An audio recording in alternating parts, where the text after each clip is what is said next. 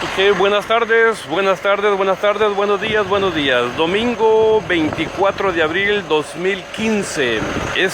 Día domingo es parte del fin de semana de día festivo, holidays, en memoria de los veteranos de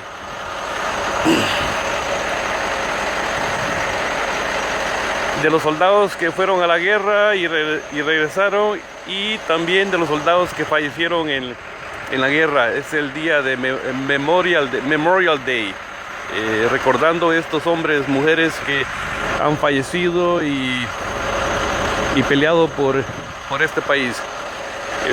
Bueno, explico eso porque es día domingo y yo recibí otra llamada, como siempre, de la compañía Penske. Esta compañía me llamó que ese camión no arrancaba, y como siempre estas llamadas son de emergencia porque ellos tienen carga que llevar y las cargas las están esperando. La compañía que tiene este camión rentado se llama Genesis. Son ellos.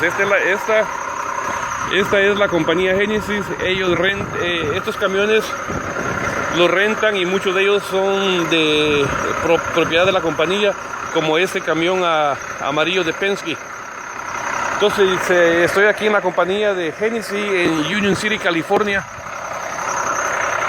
y estos tienen muchos camiones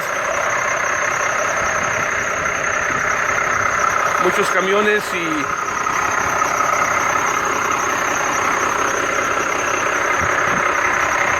yo estoy aquí. Este camión de Penske, el color naranja, era el que no arrancaba. Yo ya le hice el chequeo de baterías, de conexiones de alambres de la marcha, el motor de arranque, y revisé también los fusibles, los breakers, los relays, y todo está bien. Lo que encontré es que el motor de arranque, o bien sea la marcha o el starter, se traba a veces, y a veces hay que hacerle ciertos trucos para poderlo arrancar. De todos modos,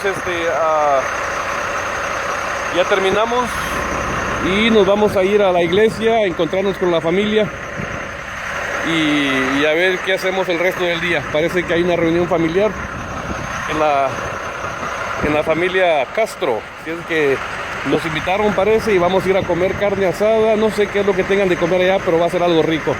Así de que yo soy Rudy y nomás estoy dando un update